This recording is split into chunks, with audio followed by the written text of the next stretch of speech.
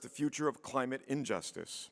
We are again fortunate to have AGS Counselor Carrie Stokes to lead this discussion. Carrie?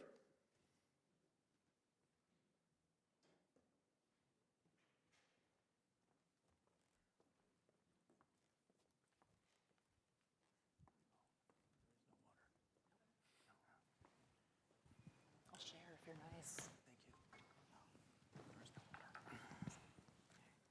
Thank you.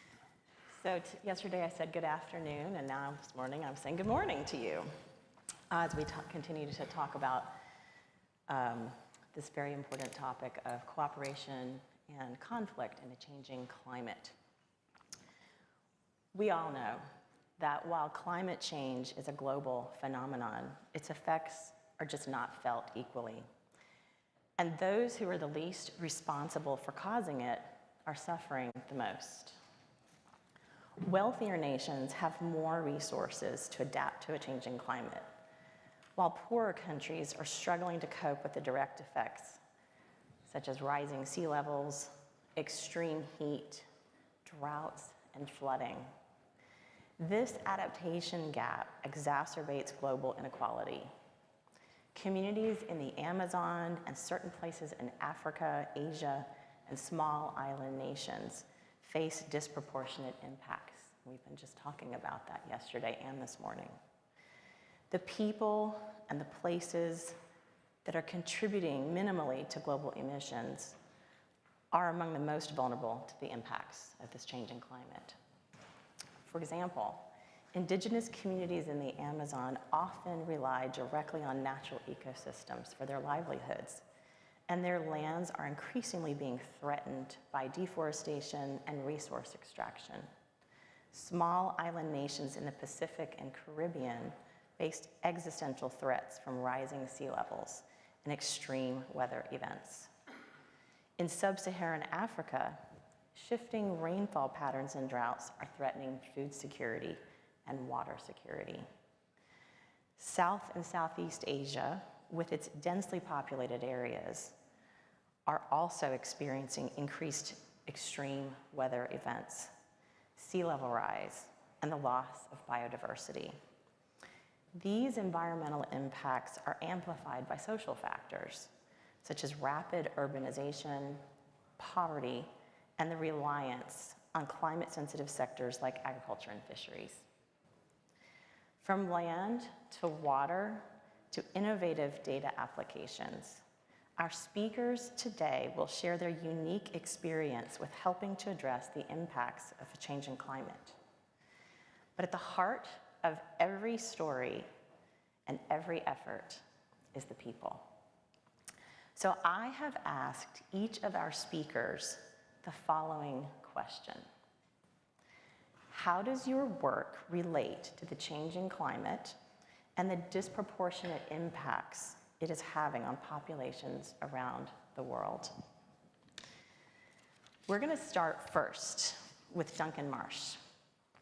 Duncan is a former director of international climate policy at the Nature Conservancy and also a former negotiator with the State Department on climate change.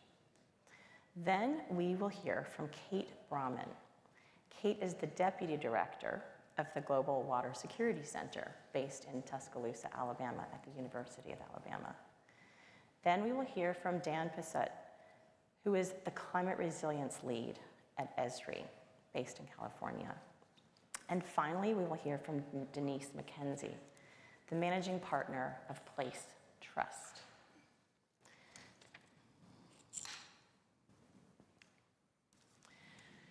So, Duncan, let's start with you to give us a bit of background on how this topic has been central to your professional background and experience.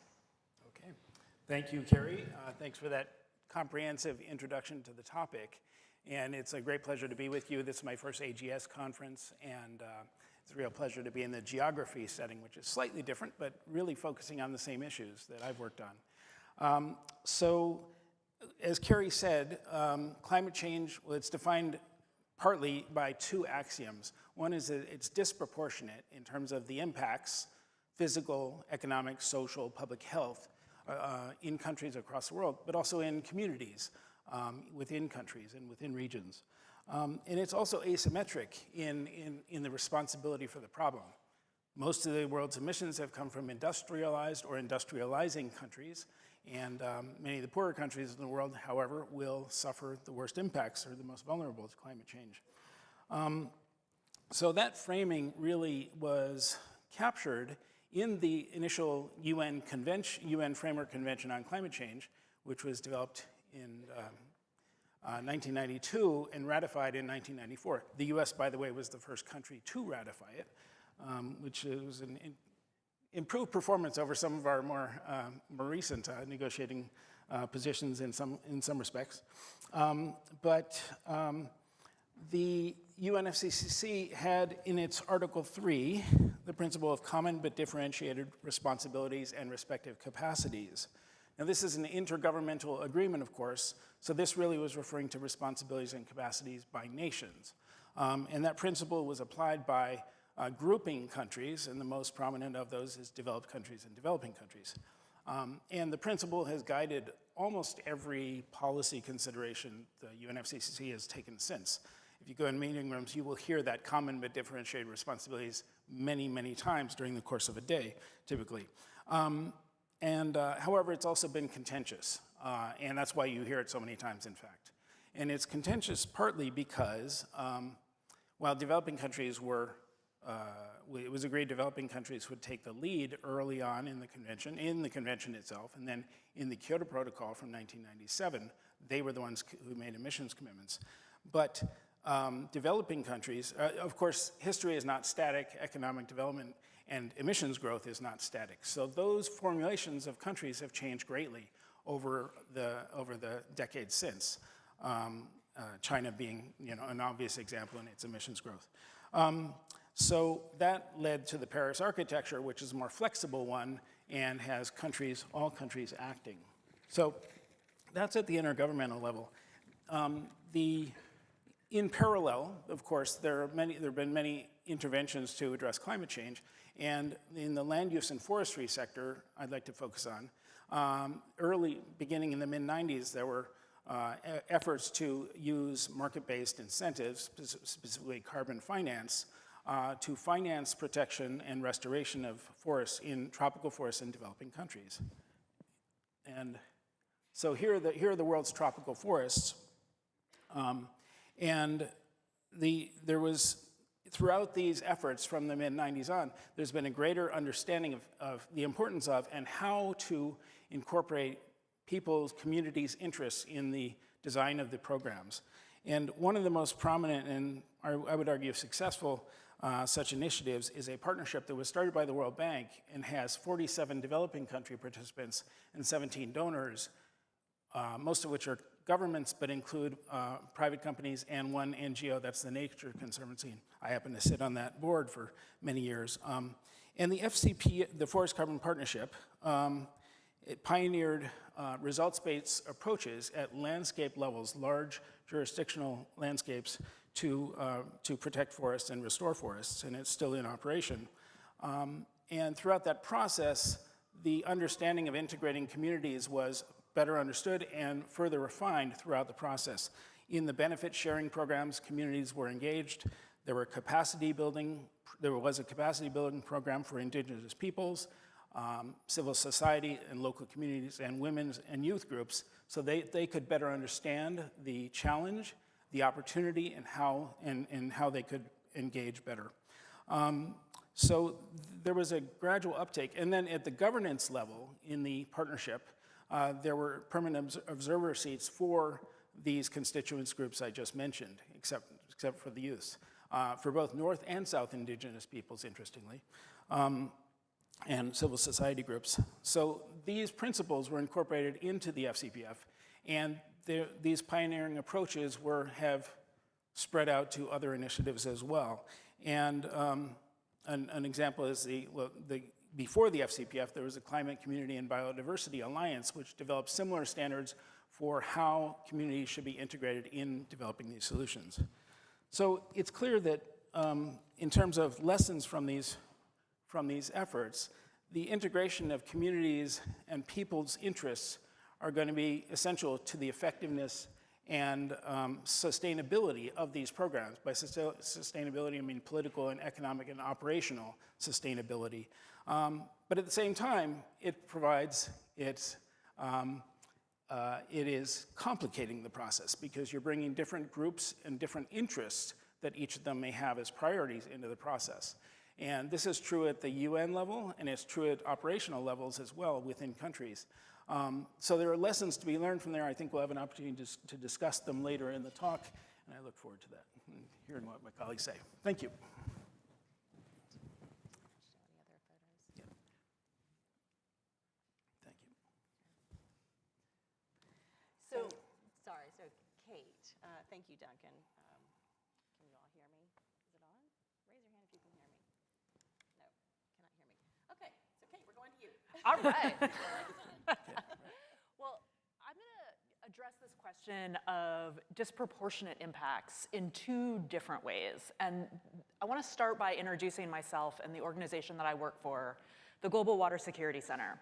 So with a cooperative agreement with the Department of Defense, we are a pretty brand new baby organization. We've been around for a little over 3 years, really working to translate climate, environment, water information for decision makers at the Department of Defense. So folks like Matt Thorburn, who was up here earlier today. And one of the things that we have found is that similar to the kinds of conversations that happen in technology transition, where you can invent the best widget ever, but that doesn't mean you're going to be successful in the marketplace. There is amazing science and data out there that address climate, that address conflict, that address the connections between them. And we've heard about a lot of that over the last day and a half. Often, that information is really hard to use and interpret, even if it is publicly available.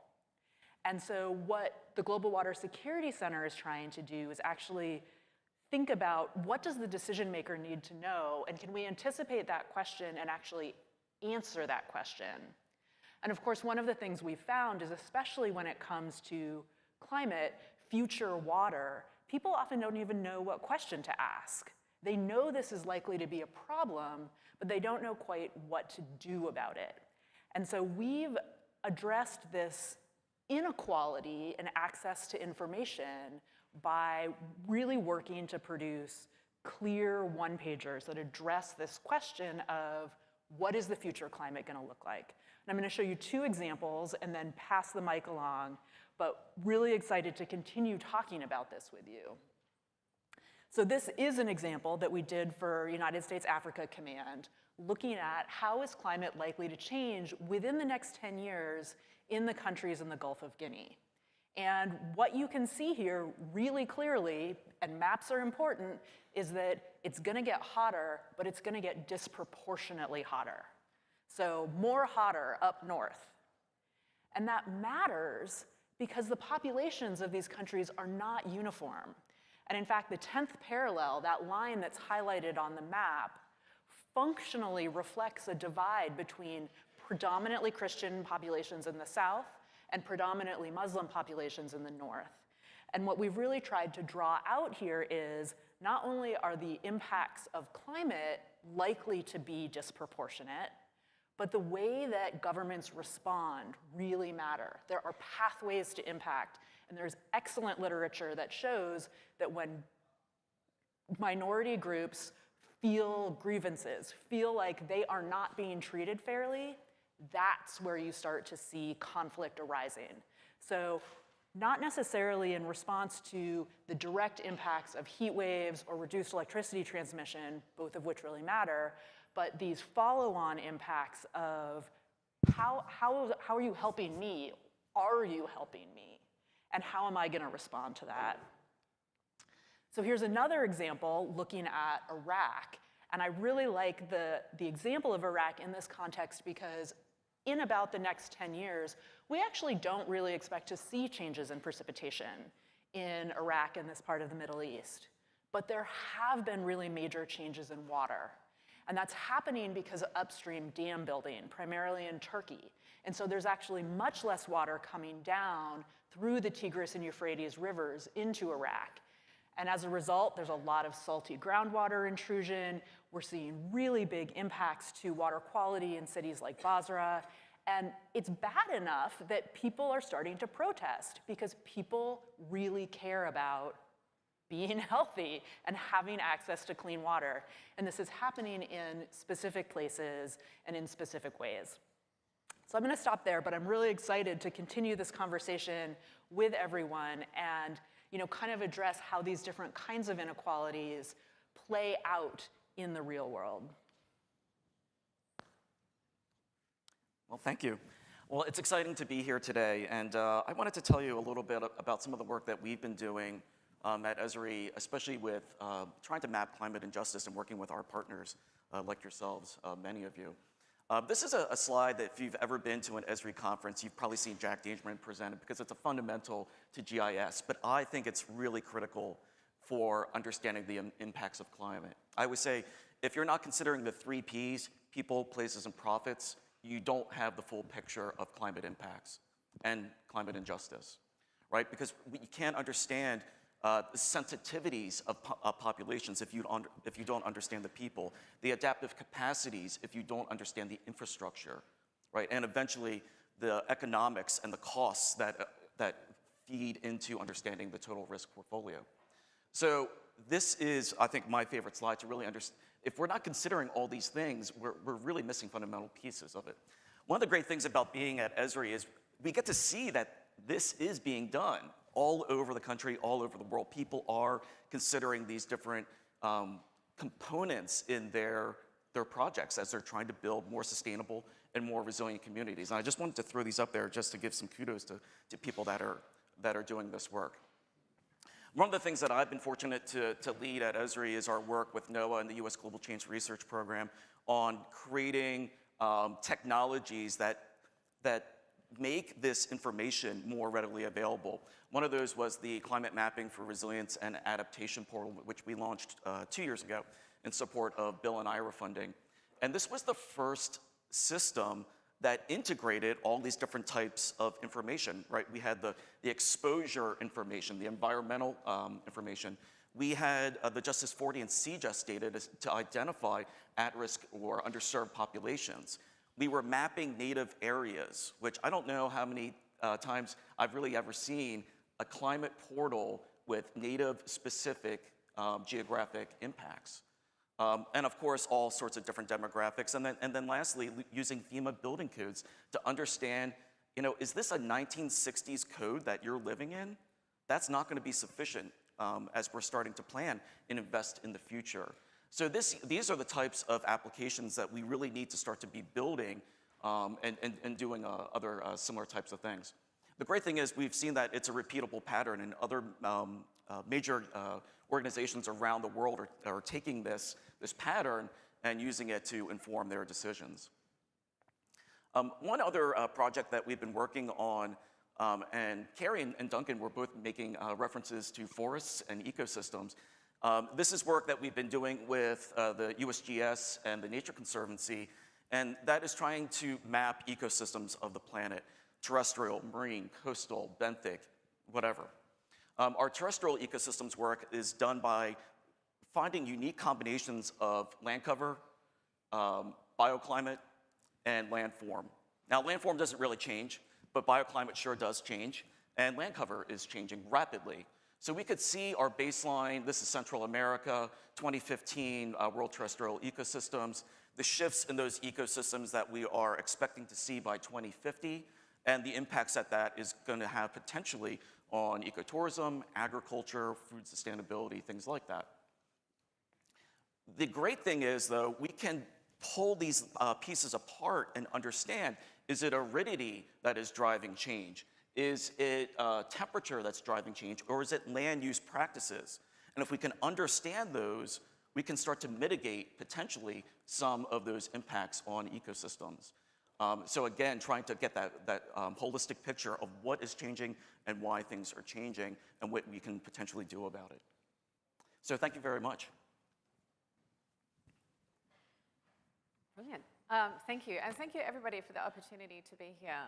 So my name is Denise McKenzie. I run a thing called the Place Trust, which is part of a broader organization called Place. Now, Place is really new. Place is a new type of data institution with a data trust at the core of it. And it was set up really actually very much based on addressing inequity. It was about looking at nations around the world who couldn't get access to the high resolution and quality data that they needed to be responding to things like climate change and to be adapting and to be able to help their nations. So let me tell you a little bit about that. So when Carrie asked me to join today, I immediately knew which case study I was going to share with you all. And one of the things I will forgive you all for doing right now is pulling your phones out, because this is going to be an incredibly quick run through of what is an amazingly detailed, complex, interesting use case. And this morning, if you jump to my LinkedIn profile, you'll find a post that I put out that has got a series of links that will let you find access to data and the 3D fly-throughs and all the videos that I would have loved to put in this that you're not going to see as part of today. So let me take you 7,500 miles from here into the middle of the Pacific. So sit with that number for a second and realize just how far away this island is.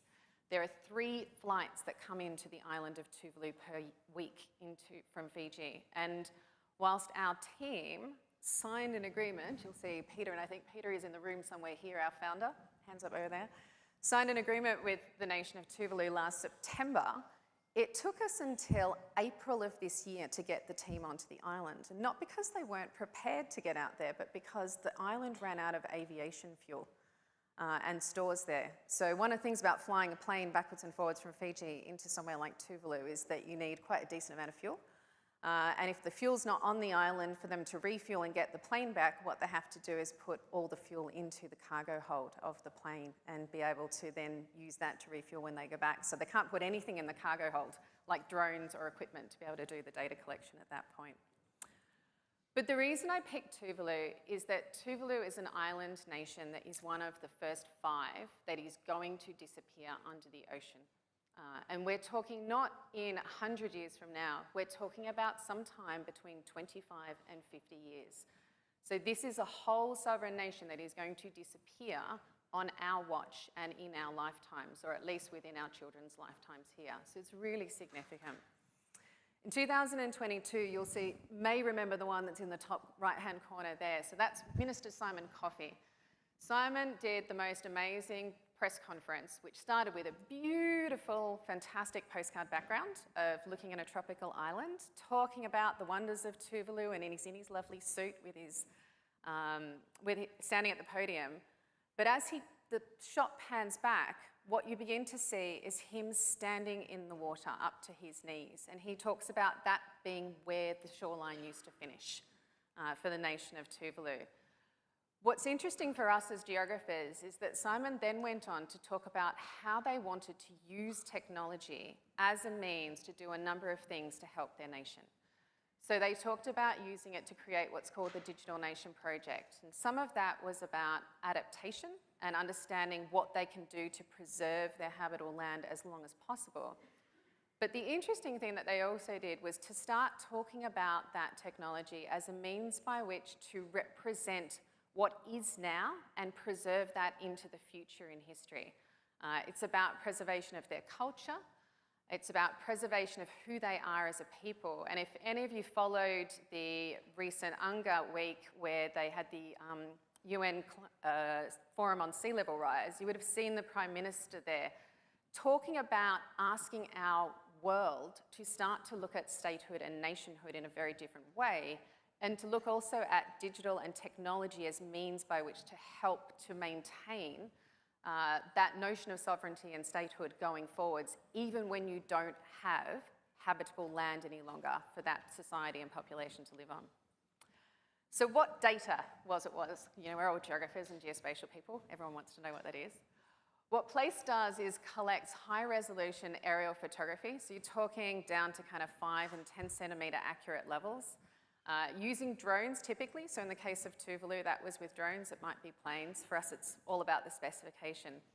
But really interestingly as well, we collect street view data too. So very much collecting information, looking at the side of buildings. And in this case, you'll see our head of field operations, Frank, there on his moped and motorcycle with the camera on the back. And they got to drive up and down the coastline and beaches, catching the coastline going back in. So why is this important for an island like Tuvalu?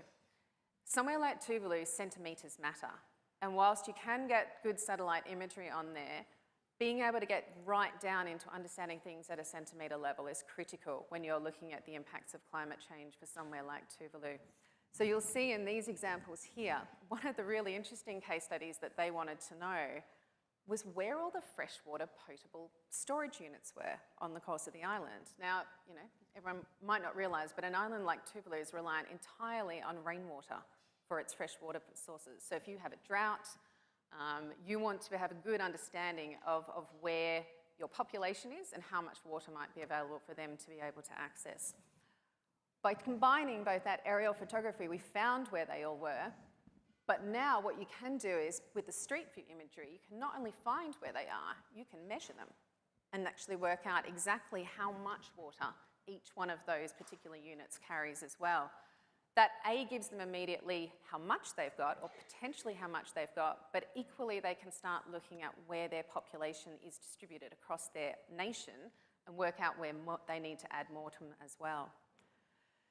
Now this would have been where I would tell you all to pull your phones out and look at that video, because this is a wonderful 3D fly-through that is not in our slides, that you would have been able to have a look. But I think the exciting thing about technology for these sorts of countries now too is that when Place came in and did this data collection, within 1 week, that nation had a 3D digital twin, essentially, of their whole country that they were able to start working with.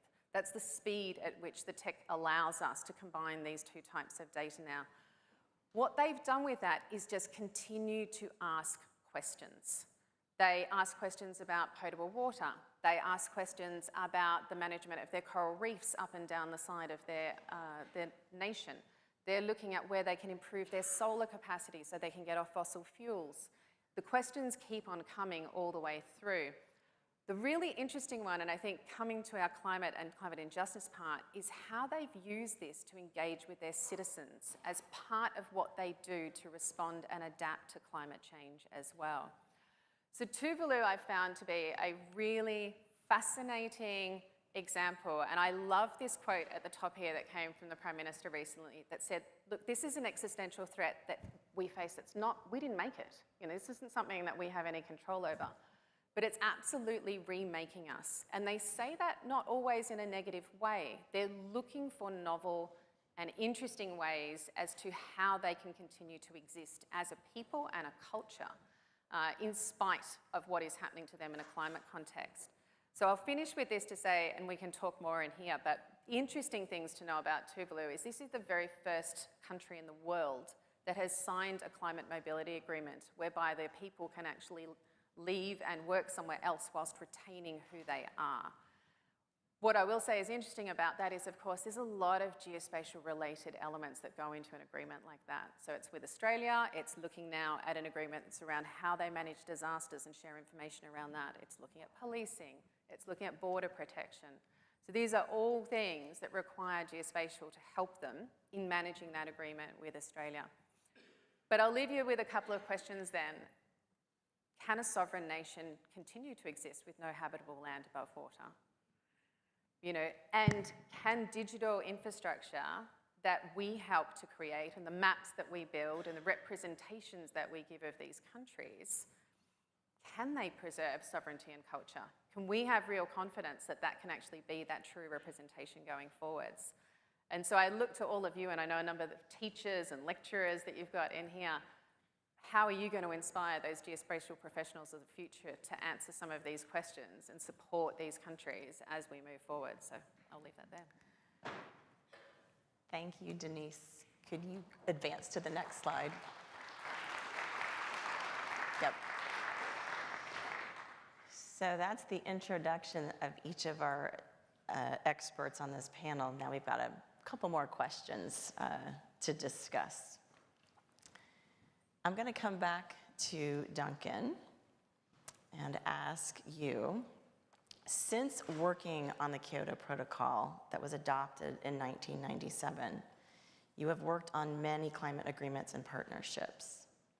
Have you seen changes over that time period in the way that international cooperation integrates the concerns of people and communities on the ground? Great question. Yes, for sure. I think I described a few of them earlier. But one of the ways that I see is that the UNFCCC, which was adopted in 1992, the Framework Convention on Climate Change, in 1994, began as a fairly simple negotiation with clear hierarchies of small numbers of countries involved. The number of countries now that are proactively involved in this is way, way greater. It's a much more complex negotiation. But it's also now become an annual meeting, which is happening right now in Azerbaijan, of 100,000 people. It's an enormous undertaking, and it's recently mostly hosted by developing countries. It's just an enormous event, and a question arises. Well, there's great value for many organizations and individuals to participate in it, and that is part of the answer to your question, Carrie, that there are great benefits from that. But have the negotiations benefited from having 100,000 people in attendance? And I don't see that they have necessarily. In fact, you could argue that it's created greater pressure, greater complications that make it difficult to reach agreements. So there are pluses and minuses to the engagement of multiple interest groups in this. And the pluses are clear, as I said earlier, in the effectiveness and sustainability of programs, of solutions. I think it's really important. I want to also note, I mentioned the FCPF, the Forest Carbon Partnership Facility that I mentioned, and its efforts to integrate indigenous peoples and local communities. I've had indigenous peoples representatives tell me that they have never in their history had such engagement with their governments as they have through this partnership. And that's true I believe in quite a number of countries. The partnership forced governments to consult with their local communities and indigenous peoples in ways that they just haven't had to in previous land use interactions. So that is a very wide lasting effect. In Costa Rica today, every intervention by government into indigenous territory has to be preceded by consultation and mediation efforts before they can take actions. And I think we're seeing similar sorts of movements in other countries as well. So those are clear differences we're seeing at country level. And can I say a quick word about climate justice? Is that okay? All right, good. So climate justice, or injustice, as this particular panel is framed, is I think it varies, the concept and definition very widely depending on what scale you are considering this problem. If you are used to looking at it within environmental justice, which is more typically a local and regional framing, you may arrive at one understanding of it and one set of solutions. If you're looking at it globally and thinking about what nations and what peoples are most affected by climate change, you may come to a very different definition of that and a different set of solutions. So it's challenging because the concept of justice tends to presume some sort of responsibility, even blame, and can create a sort of a contentious framing of a discussion or solution solving. But I think there are a lot of educators in this room. I think it'd be a very interesting exercise in classrooms to have your students work through their definitions of climate justice and then ask them to consider that from different scales and see what solutions it leads them to. So that would be a very interesting thing to do. Thanks. Thank you. Kate, I'd like to ask you a question based on your presentation. Where are we going to get fresh water in 20 years? So Carrie, I love this question because it seems like a really obvious one. We're already hearing about day zero in different cities. Montevideo did actually almost run out of water last summer. And I also think it's the wrong question. Because when we talk about where are we going to get fresh water, what we're talking about is water supply. And while climate change is going to change the way that the water cycle happens, I'm very happy to report that the water cycle will still work. Everything you learned in the 4th grade, the physics remain true. And what that means is that we need to think about not how much water or where is the water, but what are we doing with it? How are we using water? And how are we putting pressure on water? Because not having water isn't in and of itself a problem. It's a desert. And there's nothing wrong with a desert, it's just a different kind of ecotone. But it is really problematic if you want to flush your toilet and grow a farm and you're in the desert. So I would argue that's not a question of supply, that's a question of demand. And I think one of the things that's really exciting as we think about the geography of water use is that we're starting to get a better and better picture of how people are using water, where they're using water, and where that water is going. So it turns out that it's basically impossible to use a lot of water unless you're spreading it out on the ground and letting it evaporate. That might be because you're growing irrigated crops. It might be because you're growing grass in your yard. But if you think about how you're using water inside your house, think about all the ways you used water when you were getting dressed this morning to come here. Think about where that water went. Here in New York, that water went down the drain. It ended up in one of a couple water treatment plants, possibly on Ward's Island, that you might have crossed over on your way here from LaGuardia Airport. And then it ended up back in the Hudson River. That water's not gone. It still exists. I used to live in Minneapolis, and we always joked that every time you flush the toilet, eventually that ended up in St. Louis. Which is not nearly as gross as it sounds, actually. We, in the United States at least, we do a great job. Tertiary treatment of water works really well. But I think that it gives us a lot of flexibility in how we think about this. Who has access to water? Who is demanding water? How much water are they demanding? Where is reuse possible? And there's a lot of differences in what that looks like. And we're sitting here today with these amazing data sets, really reliant on data centers, very water hungry. On the other hand, that water is moving through them as a cooling process, so it's coming out the other end and it's going somewhere. We also, I can see they're setting up lunch in the back. I bet there's lettuce on there. Your lettuce isn't being grown in a rain-fed farm field in November in the United States, but it might be coming from Arizona. It's a great place to grow lettuce. Also, it requires a lot of water from the Colorado River. And I think what's important here is this question of responsibility that Duncan brought up. What are we actually doing? Where are we sourcing from? And you can think about that at a personal level, but I'll end by noting that we are starting to see more and more governments and powerful institutions blaming climate change for what, when you start digging in, is clearly a management failure. So what's happening in Iraq, that is about negotiations between countries and who's getting water. That's not because it's raining less. And we really need to think about where our agency is, because that's where we get to make change. If it's climate, well, I can reduce my carbon emissions, but I can't do anything about where it rains. But if it's about management, I can do something about it. And I find that to be really hopeful, actually. I love it, because we are about finding solutions and finding hope, carrying on with that theme from yesterday on to today. So thank you, Kate. Moving over to Dan. Can you give us an example of how people are currently using this integrated data approach that you described, and how might it be affecting their decisions?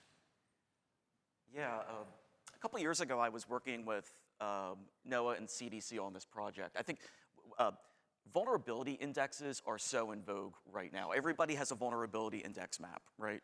And we were trying to come up with the one heat vulnerability index map to rule them all, right? And and we were sitting down and we're like, okay, what are all the components that are going to go into this, and how complex is it going to be, or how simple is it going to be? And we realized this is completely wrong. We need to invert this pyramid, and we need to not be looking at the problem, but the solution. So how do we create resilience indices that take into account where? Because your vulnerability is not the same here as it is here or here, so that one map to rule them all would never work. So instead, for heat, it's not where's the vulnerability, what is the mitigation, and what is the solution that you put into that? Then what are the components that go into mapping where that mitigation is most effective, right? And so now we can start to pull the components of that, of what should go into that index to drive our actions in specific places. And then you can also layer those different maps together to find, okay, this mitigation overlaps in the same geography as another highly effective mitigation. So you can go in there and get compounding effects of your work. So this is something that now we're seeing being implemented in cities, because this has to happen at the local level to be effective, right? That's where you can be very specific about what goes into your map based on the conditions that are within the local environment, the local populations, the local infrastructure, things like that. Basically those 3 Ps all over again. But yeah, so I think looking at these issues from the opposite perspective is really helpful in us making progress and creating more sustainable communities. Denise, how does this example of Tuvalu that you described so well, how does it serve as a model for other countries, and particularly small island nations? It's been amazing to learn about this agreement, the first ever in place, of one country that could be accepted as perhaps climate refugees to another country. But how might that be an example to learn from for other countries? Yeah, so I think that's a really interesting question. Island nations generally have an awful lot of things that they share in common about the vulnerabilities that they experience and also the benefits that they have in that. So I think there is quite a lot about how Tuvalu have gone about thinking in their way through the climate response. I think the interesting thing for me with Tuvalu is, I guess, much of what we've heard in the last 2 days is frightening doom and gloom, really. We're incredibly brilliant in this sector at measuring and monitoring how bad the problem is and sharing that situation. What I like about Tuvalu, and where I think they're a really amazing role model, is going, well, look, yeah, we can't do anything about that now. We don't have the agency to change that at a large scale. So what can we do, and what agency do we have? And I think the interesting thing for us as geographers in that is how novel they're approaching the use of digital technologies to do that. But I think also extending that out, how they've reached out to the broader community in the world and realized the value of collaboration and partnership in helping realize those new ideas as well. One of the things that I'll extend out of the place model that I didn't really get into today is that around place, there is also a whole group of what we would describe as trusted members of place that are not, so it's not just Tuvalu that's working with that data and trying to work out how to adapt to climate change and how to represent their nation. But actually, once that data goes to Tuvalu, it also sits in the place trust. And they really saw the value very, very quickly of making that data available to many, many other smart people around the world to help them see their problems and see their challenges in different ways. And that means that at the moment that data came into the trust, Esri's working with it and has done a huge amount kind of looking at places like Tuvalu. I know Budu's here from Oak Ridge, who's another member of ours.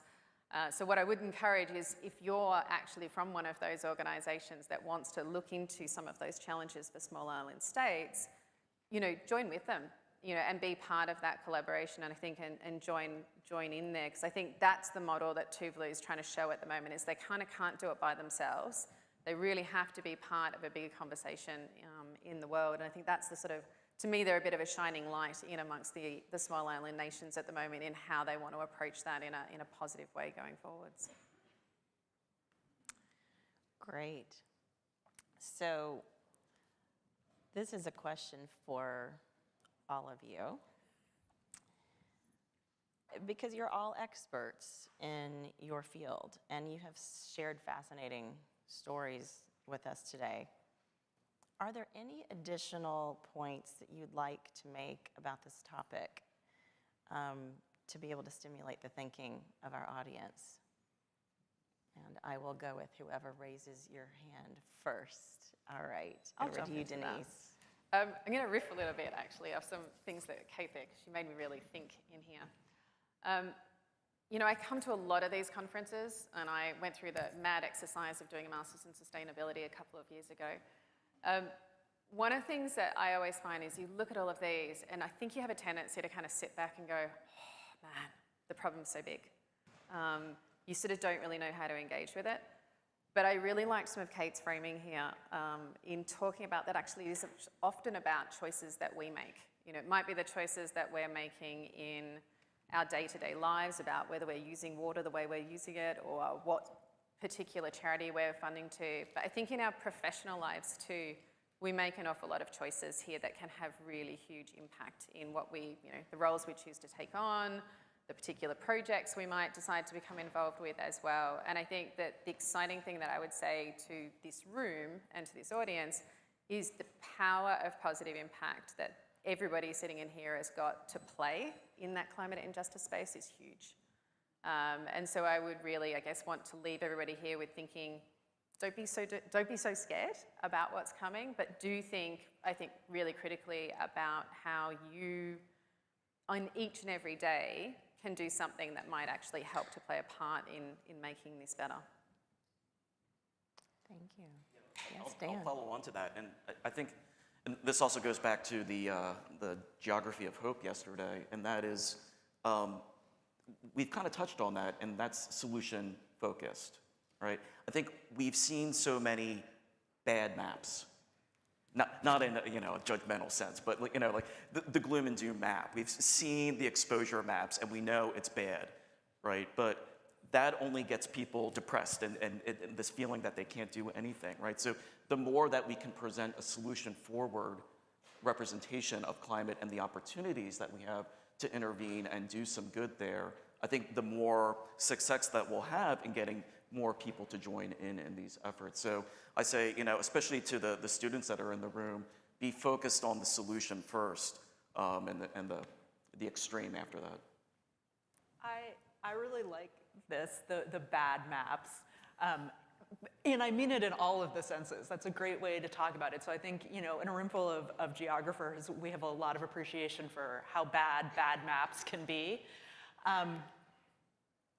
And one of the things that we've found with these one-page briefs that we make is that good maps matter, right? It needs to be aesthetic, but it needs to be clear. And more what we find is that we go back and forth a lot within our team talking about what do we want someone to take away from this map and how do we help them do it? So it's not just, I want someone to take away that it's going to be hotter north of the 10th parallel than south of the 10th parallel. I want someone to take away that there's disproportionate impact on different populations. And so how do we lead people to understand that with those maps? We've recently started leaning in a lot to annotations, but I think there's lots of different ways to do it, and there's a lot of creativity that can come out of it, because you are telling a story not just with the words, but with the maps and images themselves. And it's really important to think about, what is that story? Am I telling the doom and gloom story, or am I telling the solution story? And your reader will take that away, and then a bunch of stuff you didn't expect. Great. Yeah. Okay, great. So I think that, first of all, there are opportunities for action all over the place on this issue, right? Every single sector is affected by and contributes to climate change. I just heard yesterday in the presentations and dinner discussions and everything, incredible efforts by the group of people here to engage in actions in all different sectors and all different focuses, that are often bottom up, and that's essential. So, you know, we live in a world now defined at the global level by the Paris Agreement, which is by definition a bottom-up agreement in which nations come forth with their own contributions, and they're figuring out how they can do this most effectively. I think we as individuals, as members of this community, can think about how do we think ourselves creatively and how we identify solutions and go after them. And I sort of alluded to this earlier, I don't think blame is always that helpful framing for this issue. I think cooperation and finding multiple ways to act and embracing and respecting that is important. If you go into trying to assess responsibility too much, there is usefulness in that, but if you go too far into that paradigm, you get into seriously complex questions about what is the responsibility, who is responsible. You can do this at the national level, at the corporate level, at the community level, and you could, if you think about it from an individual point of view, do you just measure emissions? Do you measure behavioral choices? Do you measure voting records? How much do individuals and even nations in their policies and voting records, how much does that affect the sense of responsibility? So I think framing the issue around ways to cooperate is actually, and I think the Paris Agreement has done that quite well, is actually a more constructive way to find solutions to where we need to go than to get into too much blaming and negative association of responsibility. So that's the thought I have. Thank you. So we have time for one more question, and I'm going to build on, Dan, what you mentioned. Young people around the world are well aware of climate change. My nephews don't debate whether it's happening or not. They have no idea that when I was their age, we didn't talk about climate change as a matter of conversation at the dinner table. They're aware of disproportionate impacts. Whether they've traveled to other countries or just their own, they see it. So my question is, what advice would you offer to young people who want to get involved with a solution-oriented focus? Man, I have to start. Okay, well, it's probably helpful I've got two teenagers, so, you know, this is a conversation piece in my house. I think one of the things that I always say to them in this is, number one, don't go it alone and think that your solution, you know, lives in a vacuum from everything that's there. I think there at times is a really, particularly in our incredibly connected digital world, you can always find your own echo chamber to tell everybody about what your solution is. So I think I would definitely say that there's strength in numbers and there's always strength in learning from others in there. And I think that goes both ways. I think that's both young people. I think that's maybe for some of us who are a bit older at times, you need to remember that those young people bring a very useful perspective sometimes that we haven't got. So I think that's really useful. But I think the biggest thing I would say to young people is don't despair and don't lose hope in this. There are things that you can do and there are ways you can be involved and respond. And I think that increasingly what we have seen across the world digitally is a despair issue and an anxiety that's appearing around it. So I think there is, you know, maybe it's a bit to us as well and how we're talking about this. Let's look a bit more for where you can make, you know, don't be Pollyanna about it, we have got a big problem, but can we be a little more constructive perhaps and a bit more positive about the opportunities there are to really do something about it and focus on those solutions and get involved in those. Thank you. I think the safety in numbers thing is really important, and that's, you know, as I've been saying over and over, you know, understanding climate is interdisciplinary, and we can't all be an expert in all these different areas, whether if we are going to try to understand it or communicate it. So, you know, finding those people that augment your knowledge and your skill sets. One thing that we saw with the National Climate Assessment last year was art by climate, right? That the idea that they were pairing scientists with artists to help to better communicate this than traditional means, right? And I think that these are those different connections that we have to make to augment, you know, our ability to understand and communicate. Yeah, I was going to say, I'll add actually, one of the great things in Tuvalu that the guys did that we were really surprised, they got their data. This is the people from the mapping agency in Tuvalu, and then they stuck snips of it on Instagram so that they could actually have better dialogue with their young people and inspire them to be part of those conversations. So I think it's also, looking for the novel in the ways you use it too. And I think, I appreciated one of the things you reported back about Tuvalu, which is that it's a challenge, but it's also an opportunity. Yeah. And I think that's an important framing, that sort of doom and gloom and despair is just depressing and sort of paralyzing. There will be change, and some of it's gonna be really hard, but that doesn't mean that it can't be good, and there can't be opportunities that come out of that that are really positive. And I think sort of emphasizing those things it's important for myself. I have to remind myself about that, but I think it's also really important as we think about youth and youth development. And one of the things that is so overwhelming, I think often, is that this is such a big systemic problem.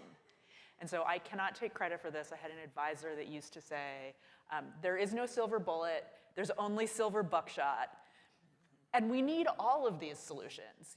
You can't look and look and look until you find the one ring to rule them all. We need all of the solutions. And we gotta, take action and go down those roads now. And they'll all add, none of them will be perfect, and they'll add together. And I think that's a really important piece of the puzzle. Hold politicians accountable.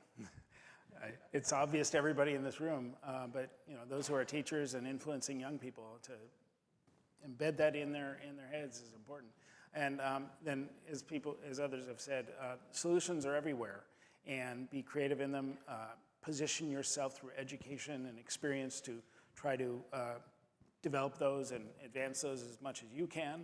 I think there's tremendous opportunities in climate change and technology, as my colleagues here have discussed in the area of mapping, but technology all over the world. I mean, in all sectors, as some others are involved in this conference. And the opportunities to engage are super exciting for young people today. As Carrie said, way more than we could have conceived of. And the climate industry and economy is just going to grow and grow. So I think it's extremely exciting for young people. Well said. Thank you all so much for sharing your experiences, your expertise, and your advice. Please join me in a round of applause.